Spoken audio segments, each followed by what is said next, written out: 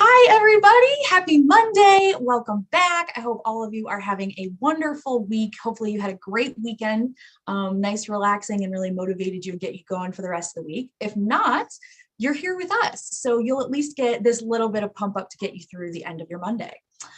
So just in case anyone is new here, hi, my name is Meg. I am part of Power to Fly's virtual hosting team, and I am so excited to get to introduce you to our great speaker coming up here. Now, before I do that, let's see, there we go. Before I do that, I just want to share a couple quick housekeeping tips with all of you. These are especially important if maybe you haven't joined us for a Power to Fly chat and learn event before, or maybe you've been away for a while. So this will kind of get you back up to speed on how we run all of these. So one key thing to take away and to know that is we highly encourage participation. So you can do that in a couple different ways. You can turn your cameras on if you'd like to share your smiling, maskless faces with us safely.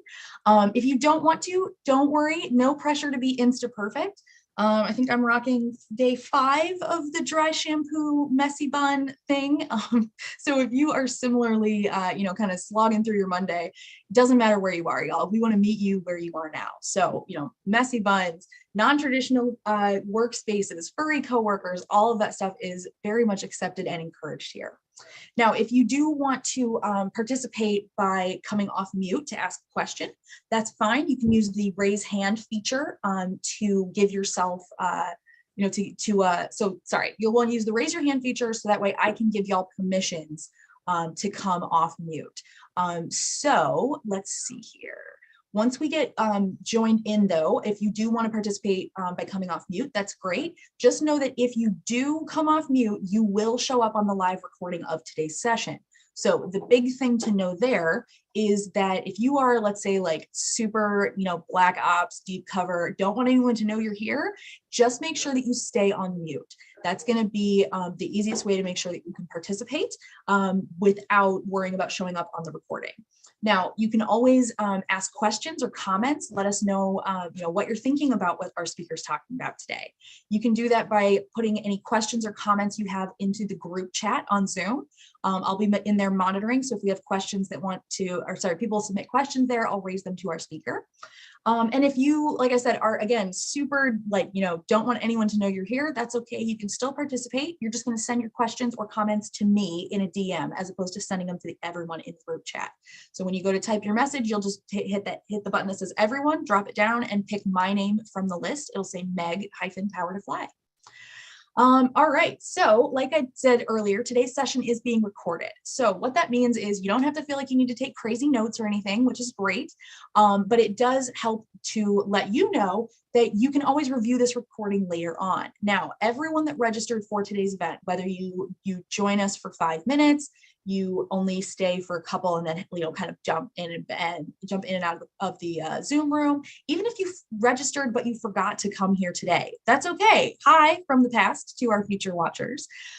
Everybody that registered is going to get a link. So you'll get an email in about 1 to 2 business days that will have a link to where you can rewatch this recording on Power to Fly's website.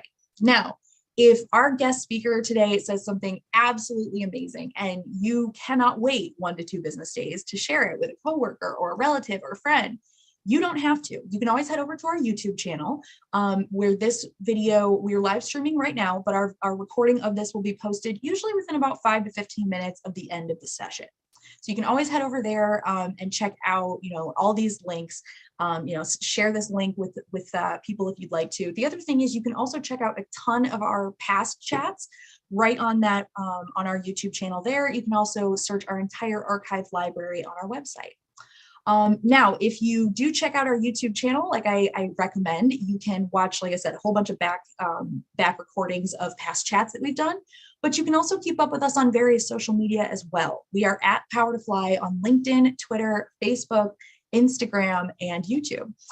So you can always, take pictures or video as we go if you'd like, share with your social network, let people know that you are learning and growing with Power to Fly today, because we're always happy to expand our community, expand our reach, and make sure that more and more people have access to these amazing free resources that we're so excited to share with you. Okay, so I'm really excited to introduce you to our speaker today. So Serena is the founder of Career Journeys and a career and organizational consultant, transforming the way professionals, leaders, and teams show up at work. Now, for the last 20 years, Serena has been creating professional and leadership development programs for prominent organizations, universities, and corporate teams to help them develop and leverage their emotional intelligence and communication skills. Serena is also a certified emotional intelligence trainer and facilitator, and we are so happy to have you with us today, Serena. Is there anything you'd like to add to that amazing intro before we jump into questions today? Hi, everybody. Thank you, Meg. I just want to say I'm so delighted to be here. And I think one of the things that I really love about my work is that I get to go help people show up as their best self. So I've created internal emotional intelligence programs that get, pushed out enterprise-wide, which is so exciting to watch cultures evolve and leaders show up in a different way and professionals show up in a different way and create that healthy work environment that all of us really want. So I'm excited to bring what I do to you all through this Q&A. So thank you, Meg. Excellent. Thank you so much. Okay, so one thing that I want to highlight before we jump into questions, these are some of the main takeaways for today. So we identified these three areas based on conversations with Serena prior to today's session, as well as by looking at the questions that you all submitted when you registered for this session today. So we're going to try and get to the things that you see on the screen here, but a huge thing to know for all of you is that we really prioritize that participation that we talked about earlier. So if you took time out of your day to be here with us live, you want to be here for the live recording, you get prime treatment. You should be able to ask your questions and get them answered. So all of that to say is, if you are here with us live, you have the ability to drive today's conversation. If you want to dig in deeper on something that Serena's talking about, let us know. If you asked a question when you registered and you're not sure if we're going to be able to get to it or not, ask it. Throw questions into the Zoom chat. You can DM your questions to me. If you'd like to come off mute and ask your question directly, that's fine. You're just going to use the raise hand icon. You'll find it in your Zoom toolbar, and it should be under, I think, reactions, I want to say. So if you have trouble finding that, let me know. I'm happy to try and dig through and see if we can help you find what you need to participate. But please understand that you all have that ability to drive us here. So let's see, we're going to talk a little bit about ways that you can recognize signs of a low EQ or emotional, what are we titling EQ? Emotional intelligence? Yep, emotional intelligence. And you could either use EQ or EI. They both mean the same thing. So you're good to go, Meg. All right, sounds good. Then we're going to talk about some traits, actions, and words of professionals who do have that strong EQ. And then we're going to discuss some practical strategies for showcasing and building your EQ. So to get us started and jump into our questions today, hold on, let me stop my screen share. Okay, so to get us started with these questions, and we had some really great ones, but Serena, one of the ones that was really, we got a lot, and I think it's a good place for us to start today. Can you help us level set with a basic understanding of the term emotional intelligence, EQ, EI? What do people need to know baseline for today's session to be the most helpful for them? Yeah, that's a great question, Meg, because it's typically the first question people will say is, I kind of have heard the topic. I have done a little reading on it, or I haven't done any reading on it. What is it? What exactly is emotional intelligence? And I think some of which we can talk about later, misperceptions, but that it's all about being nice to folks. And actually, emotional intelligence has two components to it that I wanted to mention. And the first component is really around self-awareness and self-management. This is all about ourselves, recognizing our own emotions, how we feel, why we feel that way. Are you recognizing when you're frustrated, when you're stressed, when you're angry? That's first. The second piece of that is managing your own emotions, how other people see you, how they experience you, what shows up. And that's a really important piece of emotional intelligence is, are you showing up as your best self? Are you able to recognize when you're frustrated and not, have an impulse moment where you send that email that you regret later, or that you say something that you regret later, or that you do something you regret later? So emotional intelligence is first about yourself. And then the second piece is the others, right? That social awareness or you are able to recognize the emotions of others and seek to understand why someone might be feeling the way that they're feeling. And then how do you respond effectively and respectfully for good relationship management? Again, that doesn't mean necessarily that you're being passive. It may mean that you're reading a situation and being empathetic to the way that the person is feeling in that moment, and you're really adjusting your perspective to meet them where they're at. But it doesn't mean that you're being passive in a relationship. So the first piece is managing yourself, and the second piece is managing those relationships. So that would be the totality of what emotional intelligence really is. Thank you so much for laying that out for us, because you're right, there's a couple different facets that I hadn't really thought about, so that's great. Yeah. Yeah. In fact, Meg, if you don't mind me sharing, just as a really quick, please. This is just a really quick little sidebar I always use as it's just sort of a level set for all of us. And depending on where you live in the United States, think about driving. And I always use this example. Somebody cuts you off while you're driving. How do you react? Do you flip them off? Do you yell? Do you get upset in your car? Interestingly enough, your reaction, if it's to get angry or frustrated or mad, could show a low emotional intelligence moment, even something as simple as that. So anyhow, all that to be said, Meg, think about that when you drive the next time.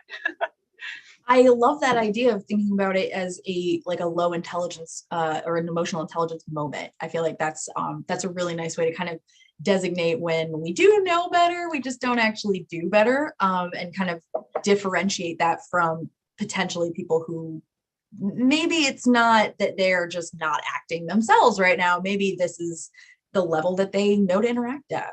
So Absolutely. And I love that phrase, Meg. They know better, but they choose not to do better. And it really takes intentional behavior because frankly, anger is an indulgence. When we get angry, that is an indulgence. We just decide to sort of show up. And particularly when we act on it, can be very sloppy behavior. So I agree with you. It doesn't mean that you don't want to use that anger in a productive way to forward whatever your cause is, your mission, or to make sure you stand up for yourself, but to do it in sort of a sloppy, angry way, I agree, it's not intentionality, which is what we're talking about when we talk about emotional intelligence. Yeah, for sure. Yeah. And I love how you talked about it, like anger is an indulgence. There's a lot of people that don't have the luxury of anger because that's not going to get you what you need. And then there are plenty of people who do have that luxury of just burning bridges however they want. So absolutely. Yeah. All right. So when we're thinking about these things, and we're thinking especially about ourselves in terms of emotional intelligence, is it possible to evaluate that EQ of others, or is it really only something that we can evaluate within ourselves? Yeah, that's a great question, Meg. Emotional intelligence is a set of behaviors that you can observe in other people. And you can also, the totality of it isn't always observable, but many of the EQ behaviors that one has, you can observe. You can observe them in yourself. You can observe them in someone else. So if you're good at paying attention to behavior, you can start to evaluate someone's emotional intelligence. And you can say in a more casual way, yeah, I think that leader or that professional's got great emotional intelligence. They're good at doing X, Y, or Z, or I feel like I'm good in this area. But I think the thing you have to really watch out for is, number one, you have to make sure you understand what good emotional intelligence is and what it isn't. And you run the risk of your own biases and projections when you start to informally evaluate it yourself, because you could be projecting that person's behavior. You could be projecting your own thoughts on that person's behavior, your own assumptions on that person's behavior, your own biases on that person's behavior. So if you want a more objective, valid, and reliable evaluation, I would suggest considering an EQ assessment. There's a couple of them to consider, and we'll talk more about EQ assessments a little bit later on. But one of the premier tools, for example, is like the EQI 2.0, which you take with a certified professional, and I will tell you about it a little bit later, and how you can access it. But there's also books on Amazon, which I have books that I'll talk to you all about if you're interested in just reading more on the topic. And there's so much on the internet about the topic you can read, and I'll point you to some thoughts around that. But there is the Emotional Intelligence 2.0 book, which has a free assessment in it. So you certainly could use assessment as a better way of evaluating, so that you are using a more objective, reliable, and valid tool to understand someone's strengths and areas of development. And that's what I would recommend as a, but you certainly informally could notice. And let me just give an example. Low EQ, what could that look like? Low EQ, interestingly enough, I'll bring up a couple of behaviors that showcase low EQ. Emotional outbursts, anger or crying in the workplace, difficulty listening to others, interrupting a lot, being argumentative constantly, blaming others constantly, easily stressed. Interestingly enough, easily stressed is a low EQ moment. And we'll talk about that and acting on your stress. Quick to make assumptions, being tone deaf, refusing to see other people's points of view, my way or the highway kind of thinking is would be considered a lower EQ moment. Whereas interestingly enough, higher EQ would look like, which I think this always surprises people, being difficult to offend. Now, that doesn't mean that you don't protect yourself in moments where you might feel like, you know, you're being taken advantage of, etc. But being difficult to offend, for the most part, laughing at yourself is good EQ. Inviting different perspectives and preparing to be wrong is actually really good EQ and really good leadership too. And mastering stress tolerance and mindfulness, which I'm really excited to get into the stress factor, because that's a huge part of emotional intelligence. So those are just some examples of low and high EQ. And I'll, like I said, continue to talk about different ways to recognize it. But I would definitely recommend, if you're interested in starting to evaluate it in folks, that you learn as much as you can about it, consider taking an assessment yourself, and consider using assessment more formally if you're wanting to use it as part of a more in-depth development discussion. Yeah, and I absolutely love what you said, you know, kind of not only yes, you can, you know, kind of evaluate these things, but I like the idea of starting with an assessment in terms of, you know, kind of giving you more of a framework to address or to you know, kind of think about these things. Absolutely. We are getting some really great questions in the chat. We are going to circle back to a couple of these as we go through our questions today. But if you have questions, please feel free to send them in. All right, so let's talk a little bit about, let's see. Oh, did you want me to leave off the yellow, the unhighlighted questions? You wanted to focus on the yellow? Oh, no, you can do all of them. Yeah, if we run out of time, we can focus on the yellow ones. Yeah, good question. Yeah. Thanks, Meg. Apologies for not asking earlier. No, perfect. All right, so we did have a lot of people that wanted to know about outward signs of EQ. And so a lot of people had asked about things like body language interpretation. How do you think this plays into, like you said, you know, kind of that ability to evaluate your own EQ as well as that of others around you? Yeah, that's a great question, Meg. I know that seemed to be something folks were interested in, body language interpretation. Is it accurate? Can you use it? And actually being able to pick up on physical cues, intonation, all that kind of stuff actually is a portion of emotional intelligence. But I will say that body language by itself isn't always reliable. It is a good data point and be aware of it, but I would use it in context with other factors as well. So for example, if you're noticing someone's body language, put it into context with the situation. But if the person's speaking, the tone of their voice, is this an atypical reaction of that person? Because that's something you want to pay attention to. Pay attention to the messaging, communication, even personality preferences, for example. And I know we're not talking today about Myers-Briggs or personality, but I do a lot of work in that space too. And extroversion and introversion. Someone with those two different preferences can have very different body language, and understanding those differences can be helpful too to thinking about how you interpret body language. So I think you can use it to give you clues, but watch out that you don't use it just by itself. There's many other things that you're evaluating when you're looking at body language. Let me just give an example. So let's say you're in a conversation at work and you notice that someone's crossing their arms and seems frustrated, right? Now, the reason you want to pay attention to all the factors. Is this atypical for that person? Does the person normally not cross their arms? Is the person usually, do they have a different look on their face? Are they unengaged as we're talking? you can pick up on all of this stuff, but if you're really not sure and it's bothering you, the other good EQ thing to do is check it out with the person. You could say something like, hey, I just wanted to check out, how are you doing? Is this making sense what we're talking about? Did you have anything you wanted to add, or do we need to take a break? Check it out with the person. Because look, at the end of the day, the person could really be frustrated with their arms crossed. They could be thinking about something and maybe they don't even notice they're crossing their arms, or guess what? They could be cold. I was somewhere yesterday, and I know we always have this huge, we have sort of these tips around body language, like don't cross your legs or cross your arms. It shows you're closed off. And I was thinking about that yesterday as I was at this event, but I thought, dang, I'm cold right now. I've got to cross my arms to stay warm. And so again, check it out. Remember to think of it in context. And it doesn't, having good EQ is number one, that you observed it. And having EQ would be, hey, I'm not sure, I'm going to check it out. That's good EQ too. There we go. So sorry, I had to find my unmute button. Yeah, no worries. No, I love this. Okay, so all right, so let's go into a little bit more about where you can find an EQ test. Do you want me to share that extra slide? You know what?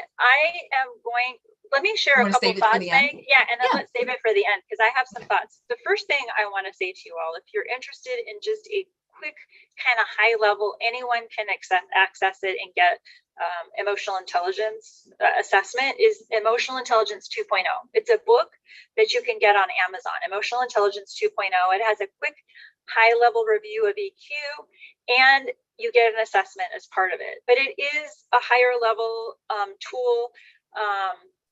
And doesn't have the same validity and reliability of a more in-depth one that you would do with someone who's certified. But that's just a really great baseline if you all want to learn more about the topic and get a little more information on the topic. I'm going to actually also suggest another book, which I put up here. It doesn't include an emotional intelligence assessment, but it's called the EQ Edge. It's Emotional Intelligence and Your Success. It's by Stephen Stein and Howard Book. Josie Bass Press. And so this does not have an assessment associated with it, but it gets into the 15 different components of emotional intelligence that are assessed on the bigger granddaddy assessment.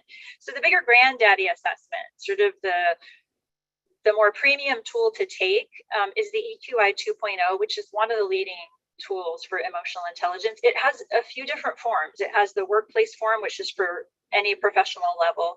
It has a leadership version. And interestingly enough, it has a 360 version, which is a great tool if you not only want to understand where you fall in your emotional intelligence, but if you want feedback from other people. So you can have, I think it's like 25 raters who rate you on your emotional intelligence from work or personal, etc.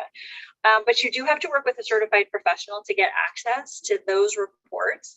And you get like a 20+ page report that comes with an interpretation. So as Meg was mentioning, I'm going to tell you all at the end a little bit more about how you can access the EQI 2.0 if you are interested. But at the very minimum, the books I recommended are great starting places. Plus, the beauty of today's world that we're in with technology, if you type in EQ assessments or EQ online, emotional intelligence, EI or EQ, you can find a whole bunch of stuff online as well. Very cool. All right. And then just as a question that I just kind of just occurred to me, are there any like kind of red flag things or like things that people need to maybe keep an eye out for that would signal this isn't a great assessment to take? Or is it one of those things where, kind of anywhere you go, you can kind of cobble something together, even if you do have one resource that's maybe not the best? Yeah, that's a really good question. I'm glad you asked that, Meg, because anyone could write some questions on a napkin and stick it into a format and call it an assessment. So we do want to. So I have to say that the book I suggested, Emotional Intelligence 2.0, is a really good baseline. If I was just going to go out on the open market as a professional and do something with emotional intelligence, I would probably start there. You will see other freebie things online. I would just say take those with a grain of salt. Anything that's free and online, make sure if you are wanting to see, is this a good tool or is this not a good tool? Look and see if there's information on the tool's reliability or validity, read how it was developed. If they don't have that information, it's usually because they don't want to share it because it's not all that built up. You know, yesterday I was listening to the radio on a marketing thing. Somebody was marketing a product. It was some kind of supplement, health supplement, and they were going on and on about their study. But they said it very quickly. We had 30 women do this study. And I thought, okay, 30 people doing a study is not a whole heck of a lot of people to make postulations about what you're looking to do. So, you know, listen intently and look at the fine line with any kind of assessment that you're looking at. And make sure that you're looking for reliability, validity, how was it developed, who was it tested on, all that kind of stuff. But if you start with it, emotional intelligence 2.0, that's a pretty good start. And then you can look at anything on the internet that you want. There's lots of information, but if you really do want the most reliable and valid, that EQI 2.0 is the one I'd recommend. All right, cool.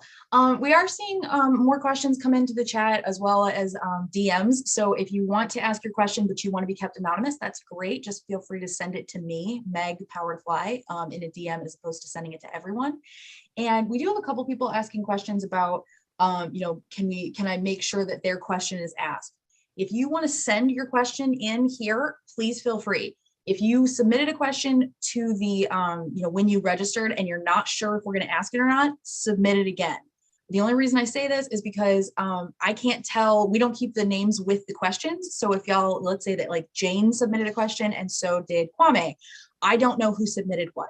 So if you do have a question and you want to make sure we get to it, the best way to do that is to make sure that you send it again during the event today.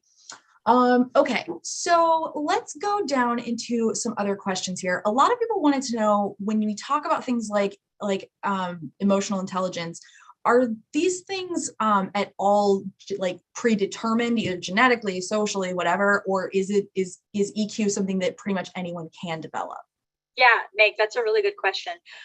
So while there are some genetic links to emotional intelligence, there are some potential predispositions that, you know, people have certain strengths that they might be born with within the emotional intelligence realm. Look, whenever someone says to me, I have good emotional intelligence, I always say, great, which part? Because there are so many facets of emotional intelligence. But the good news about emotional intelligence is it absolutely can be developed. So I tend to use the abbreviation EQ because it rolls off of my tongue a little more easily than EI. And interestingly enough, EQ sort of stands for emotional quotient. When you look at the opposite of that, IQ, intelligence quotient, interestingly enough, IQ, they say from research that it's set and peaks around 17. And that's sort of the depressing news about that part of our body declining depressingly early. But EQ is not fixed and actually rises steadily. And they say that EQ doesn't really even peak until our later 40s or beyond, as life experience helps teach us to react to situations and manage ourselves in relationships. So whenever I'm doing EQ work, I do a lot of emotional intelligence work with people going into leadership and teaching them emotional intelligence strategies to help them be effective leaders, or working with professionals who want to use EQ to be effective in the workplace. I always say taking the assessment is the starting place. We're just identifying your strengths and your areas of needed development, and I'm validating that with you through conversation. Where the work really comes into play with development is everything you do after that, because I use this phrase a lot. I think EQ is a practice. It is a daily practice of showing up intentionally. I mean, even before coming on here today, as I ran through my morning, I was thinking about, how am I showing up? How am I being at home? How am I letting stress impact me? Am I indulging my anger at all? Am I being empathetic with the people that are in my household? How am I being good and clear in my communication? I'm just saying, I usually set the day with an intention of, what is it that I want to focus on? How do I show up intentionally? And how do I not let stress creep up and take control of any situation I'm in the workday? So it is a daily practice. I teach this all the time and spend a whole lot of time thinking about emotional intelligence, and I still practice it daily. So I would say that it is absolutely something that you can develop. And what I would encourage you all after this session, if you really enjoy this topic, is really be thinking about, well, how can I develop my EQ? And again, making that a daily practice. And we'll give you some thoughts on that as we continue the conversation. Very cool. Thank you, Serena. Yeah. All right. So while we're talking about, this idea of EQ and how it's possible for so many people to develop, can we talk about why it's especially important in the workplace? Yeah. I think that's really one of the most important points of emotional intelligence. It is not just a nice to have. It is really critical in today's work environment. Look, at the end of the day, companies comprised of leaders with strong emotional intelligence have less turnover, higher productivity, and more engaged team members. And work cultures that embrace and encourage the development of strong EQ experience less workplace politics and a healthier and more inclusive work environment. So everybody wants to work in that kind of an environment. And so especially coming off of the pandemic, and we're not even off of it, we're still, going through iterations and phases of it. What's been fascinating and interesting is, I've had the pleasure to work with companies during this time, and so many people are stressed right now. How do we keep our culture healthy? How do we keep people from the Great Resignation? There's a lot of reasons for the Great Resignation, and some of it is work environment and work culture. And so I say this because emotional intelligence can really help that. And so let me just share it as an example. I wrote some figures down for you all. Let's take one piece of emotional intelligence, which is empathy. And there's a study, and I can certainly send you all information on this study after the fact, but I'll read it out loud, the study's name, in case you want to check it out. It's called the Business Solver State of the Workplace Empathy Study. Business Solver State of the Workplace Empathy Study. This is a 2020 study, not that old. What's fascinating, 74% of workers would be willing to work more hours for a more empathetic employer. Meanwhile, 57% would accept a slash salary for the same. I cannot tell you how many professionals I have coached and worked with, thousands over the last 20 years, who have said, and several who have said to me, I would take less money, or I have taken less money to work for a better leader and in a better work culture. 79% of Gen Z, which is our youngest workforce in the work right now, would choose an empathetic employer, even if it meant changing their role, their industry, or career path, while 73% of all generations of employees would stay the same. So we're talking about a tool for retention and engagement and a healthy work culture, for inclusivity. And what's interesting is that so many companies are taking advantage of starting to really incorporate in emotional intelligence. So this is not a one-off of us just having a discussion today. This is companies who are seeing the importance of training their leaders, training professionals. I worked with one organization where we implemented a company-wide EQ program, and it was amazing to see the stats within 3 months, how people were feeling. People were feeling more hopeful about the work environment. We're feeling better relationship management. It was amazing the change that can happen when you start to implement the use of emotional intelligence. And even environments that are starting to have mindfulness training for their leaders so that they keep their stress levels at bay, because that is one of the topics, in fact, that I want to make sure we talk about, is what stress does to emotional intelligence. And if you're stressed, it goes out the window. So they're incorporating in mindfulness training. I know one environment I work with where they have these relaxation rooms where people can go just to sort of take a breath because they need to collect themselves and can step out a little more intentionally. So this is not just a nice to have, but we're really seeing the benefits of how this can help create just a healthier workforce and a healthier work environment. Oh yeah, absolutely. I mean, I am also part of that group that has taken a pay cut to go work for a company and leaders that were much more emotionally intelligent. Like truly, that was a huge aspect of me joining Powerfly. I love that. I love that, Meg. Meg, I have to say on that same note, my son is in high school and he just shifted high schools recently. And one of the factors that really attracted us to this high school that he was going to is that every single teacher they bring in, they actually marketed this about their school and we experienced it in the school. All the teachers have emotional intelligence and use emotional intelligence while they're teaching. And I have never seen a kid get more excited about school in this environment. So kids, it's super important for kids to have good emotional intelligence. And there's a lot of work being done in that space. We spent a lot of time focusing on reading and writing, which is critical. Believe me, that's critical. Yeah. But how do we teach them good EQ? Because that's what's going to sustain them to be successful in the workplace too. So. Yep. Oh yeah. Okay. So let's talk about some of the misconceptions that people have about EQ. I feel like there's a lot of things that people maybe think are EQ signifiers or something that really aren't. So let's talk about what some of these bigger misconceptions are. Yeah, I think the biggest misconception actually there's several misconceptions, and I'm going to bring to you all the misconceptions I hear when I go out into the field and I work with leaders, and I ask them the question, tell me your misconceptions about emotional intelligence. The biggest one I hear is it's being nice. The second one I hear is that it's being passive. The next one I hear is that it gets in the way of my performance management because it means I have to be nice with someone and I can't tell them what to do in their job, or I need to be empathetic and it means I can't tell them what to do. It means getting too emotional with them or getting too emotional at work. And it's absolutely not those things. So I love that discussion of what EQ is and what EQ isn't. Because remember, emotional intelligence, as I mentioned, is self-awareness, self-management, social awareness, and relationship management. So let me give you a quick example. So let's just say that you're using that self-awareness skill. That's your ability to control your initial impulses or your anxiety you may have around a conversation. That would be a self-awareness factor.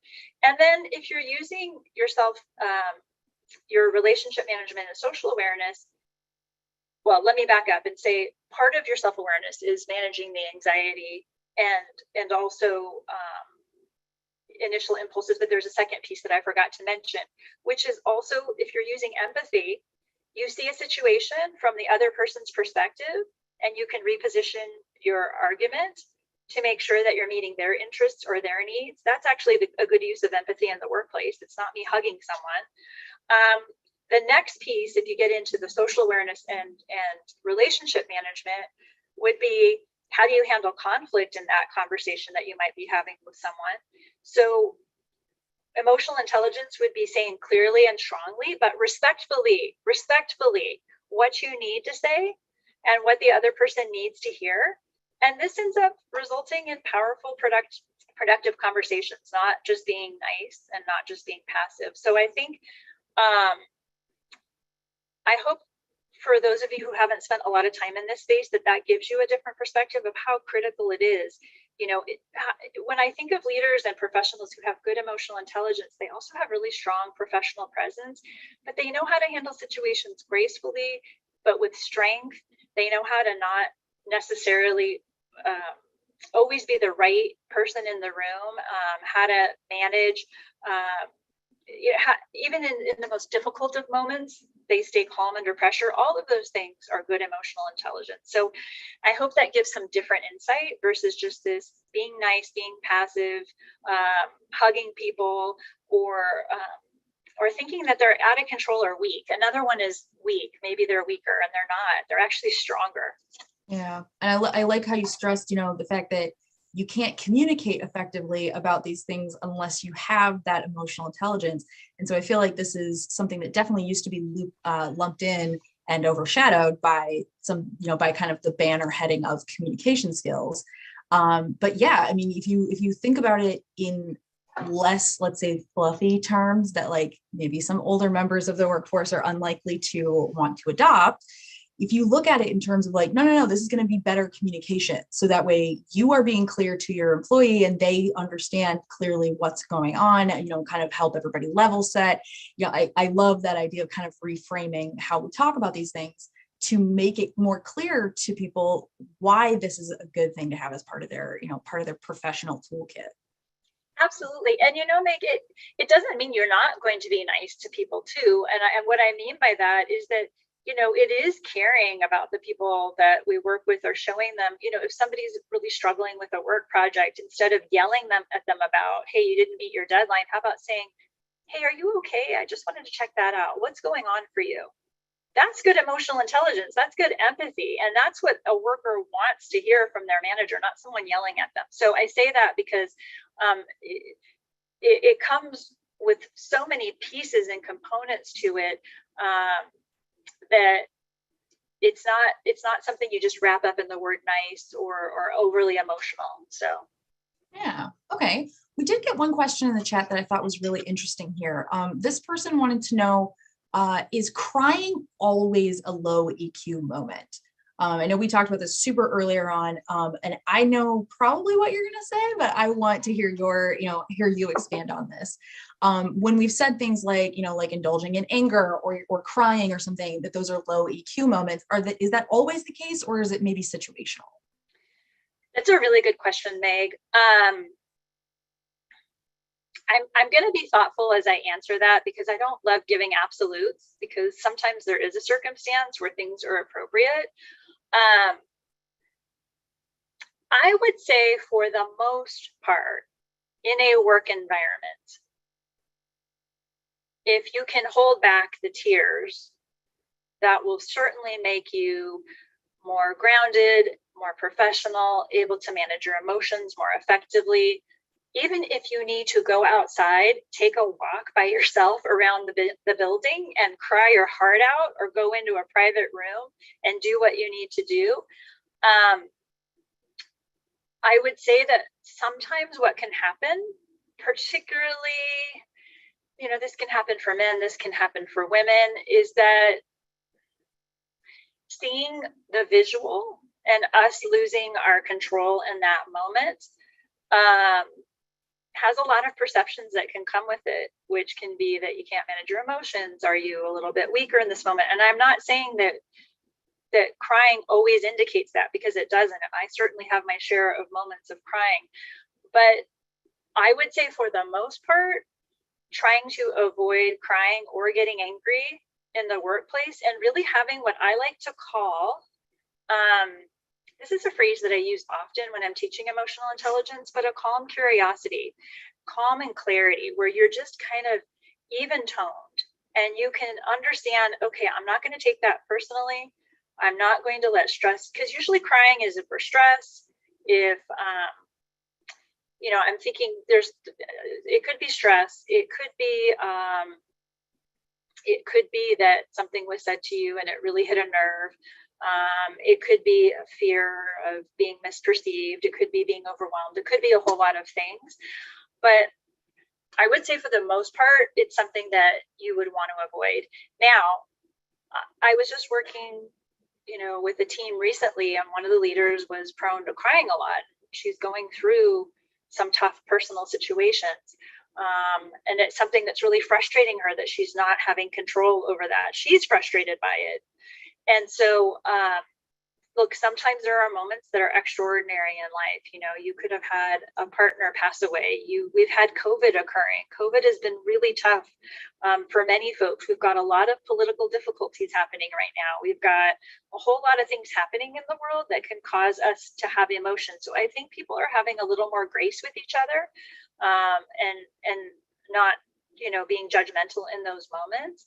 But I would say that if it happens occasionally, episodically, but once in a while, but if it's chronic and all the time, it can start to really impact your professional reputation. So, and also, if you're crying, you're in a heightened state of emotion, and you're not thinking clearly, you're not going to be able to do what you need to do in your work role. So I would say, if as best as possible, try to take care of that in another space, and even take a mental health day if you need to take one, if you're feeling really frustrated. So that would be my initial response to that. It has the same effect as getting angry.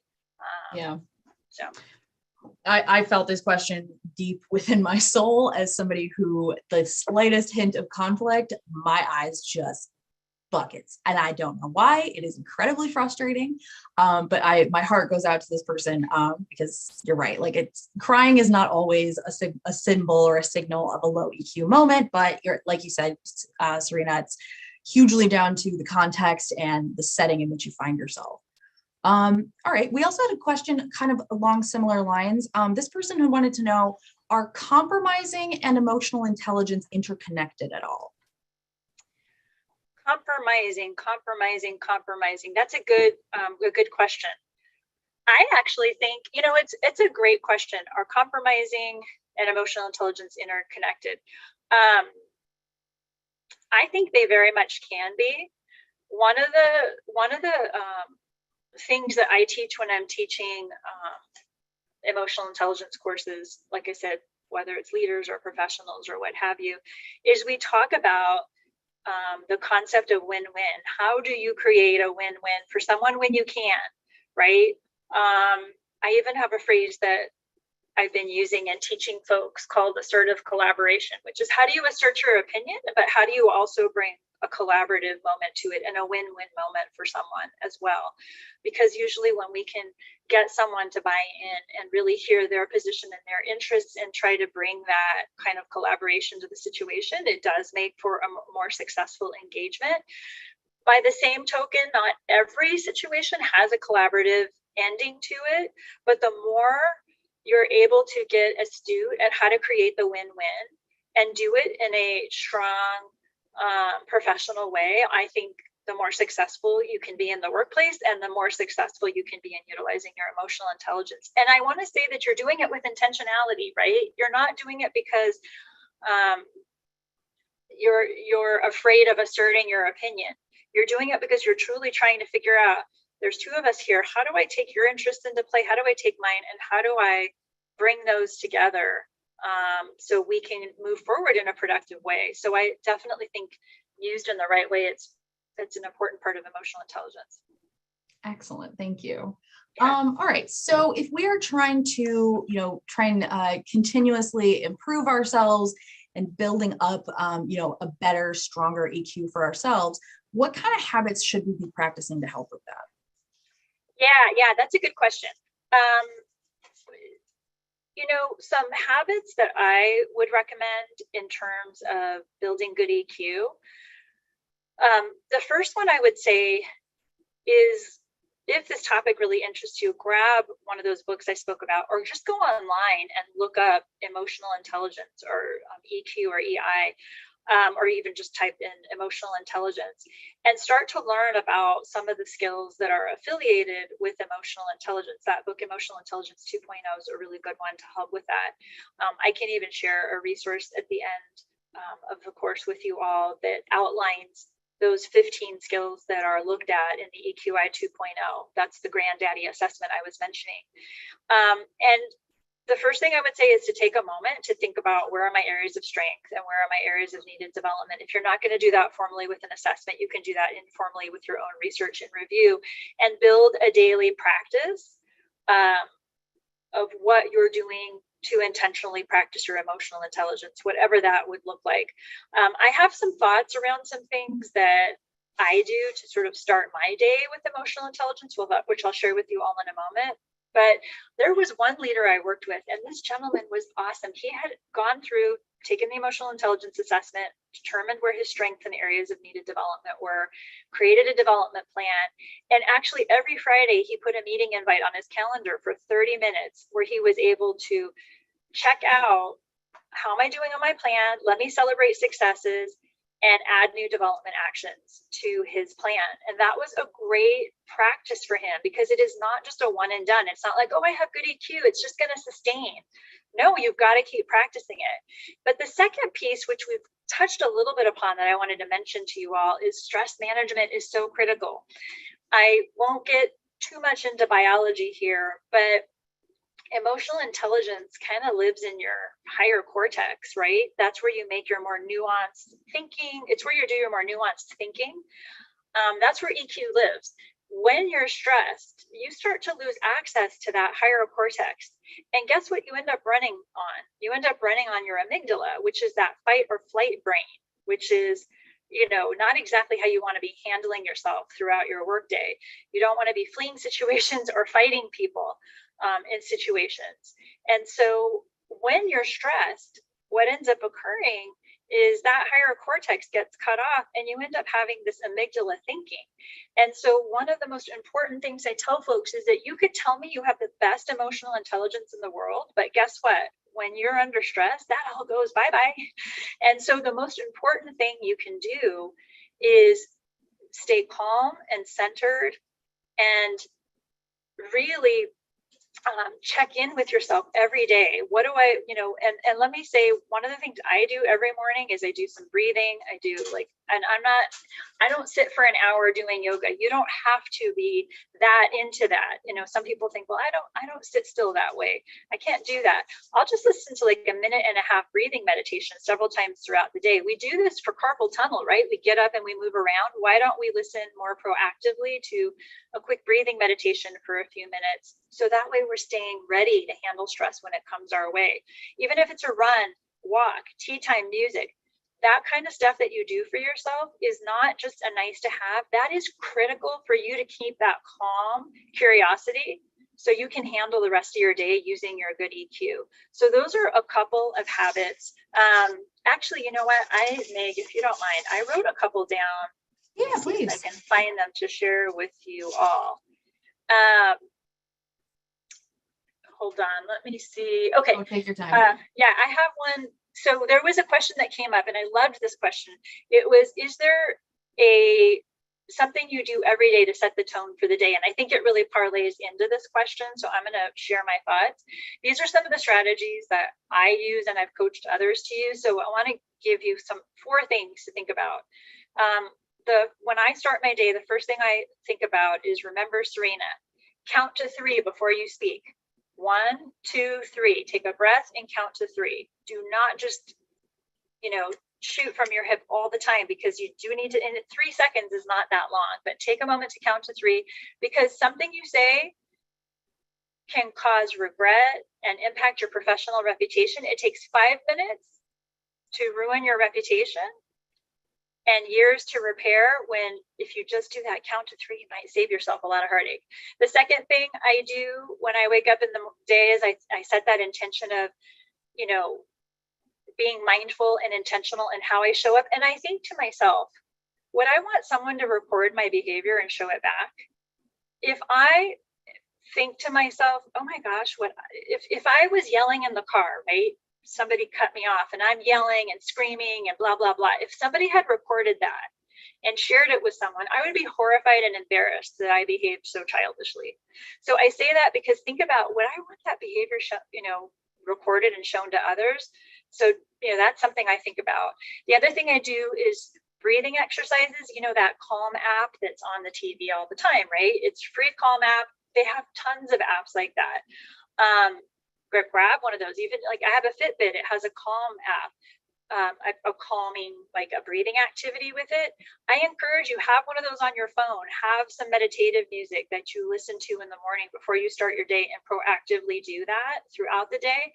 The other thing that can be inspiring is to put up a leader that you think historically, or whoever the leader is, someone at work, whoever that you think has good emotional intelligence. And if you're going to go to do something, say, how would that leader respond? Because sometimes if we really think of the name, I hear a lot of names of who has good EQ, and I'll say, who do you think? And I get Oprah a lot. I get Gandhi a lot. I even get, I get political leaders from either side. I say this because think about, well, what would such and such do in this situation? And that's another way to help. So those are just a few little small tips. There's many more things you could do, but if you just want some quick hits, those are some things to think about. I love it. Okay, so we have about 6 minutes left. Before we run out of time today, I know you had wanted to share your screen. Yes. Why don't you, I'll leave you to take the lead on this, and then we will touch base before we close today. So I wanted to share with you all, I'm certified in the EQI 2.0. And if you're interested, I am going to be hosting on April 12th an introduction to emotional intelligence. I love teaching on this topic. I love helping people really reflect on their emotional intelligence, areas of strength, areas they might want to work on. If you look here to the left, this is the EQI 2.0 model, and it has 5 pieces of colored pie, and underneath each piece of pie, there are 3 competencies for emotional intelligence. This assessment actually you rate yourself on 15 different competencies, and it gives you your areas of strength and possible areas of needed development. This course I'm going to share with you all, I actually, I do this with Fortune 500 companies, and not everybody has this accessible in your work environment. So I wanted to bring the best of what I do with companies to you all. I'm going to do my live virtual class where you'll learn about the importance of using EQ as a competency for work, team, and professional success. As part of this session, I tried to make it really easy to access for you all. You'll get 2 20-page reports with customized EQI 2.0 assessment results that outline your EQ strengths and potential areas of limited development. Potential areas of development, I meant. So it's a great starting point, like I was telling you, for you to say, okay, where am I at with EQ? And then how do I develop my practice? And as part of this particular session, we'll have you work on a development plan, and you'll get an actual guide for how do you develop specifically, like how do you develop your impulse control if that's an area that you struggle with? How do you develop emotional self-awareness? You'll have activities, resources, etc. I'm also going to limit it to 20 people because the more intimate we can get on this, the more deep of a dive we can take. So you all will have the link. If you're interested, feel free to register. When you register, I will from there send you the link to take the assessment and all that good stuff. So I hope you can join this. And also, if I end up getting more than 20 folks, I'm more than happy to set some additional dates. I do want to try to keep it to 20 people in the class because that gives you more of the personal experience. But I wanted to share that. It's like I said, I love this kind of work. I really love helping folks think about how they're showing up. And I love us, looking to create work environments that are healthy by us leading the way, right? Lead the example. Even if EQ isn't necessarily being practiced in your own workplace, lead the way, and perhaps you can start an effort within your own company to bring EQ to the forefront, because a lot of companies are taking it really seriously right now. So yeah, for sure.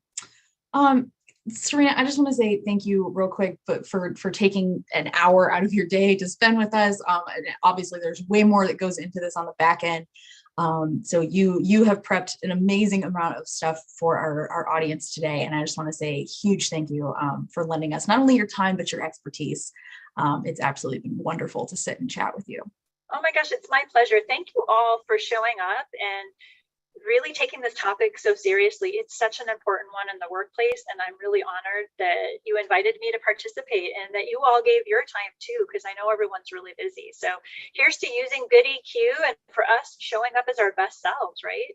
Yeah, of course. All right, so that's going to bring us to the close of today's session. But a couple of things that I want to remind people about. If you are interested in the recording, I did see a lot of people that asked questions about that. Everybody that registered will get a link in about 1 to 2 business days. You'll get an email from Power to Fly with a link to where you can watch the recording on Power to Fly's website. You can always check out our YouTube channel if you want to check that out, to look at, this video we posted there as well. But you can also check out a huge library of our past chats, as well as ways that you can reach out to us, with social media. You can always check out our various social media accounts. We post a lot of really great content and resources on our various social accounts there. We're on Facebook and LinkedIn and Twitter and Instagram. So definitely feel free to connect with us there. If you are a new to Power to Fly events, and maybe this is your first one with us, thank you so much for coming. We're so happy to have you. Big thank you to our YouTube tuners in as well. I did see we did have people watching on our YouTube live stream, so thank you so much for that. And if you are, if you're one of our frequent flyers and we see you a lot on these chats, just know that I'm always really happy to see familiar faces, familiar usernames. So thank you so much for joining us. And I hope that y'all have an amazing rest of your week. Hopefully today and our talk with Serena has set you up for, a positive way to kind of break into the rest of your week. And hopefully we'll see you back here with us on another virtual event soon. Have a nice rest of your Monday, everybody, and we can't wait to see you back. Bye.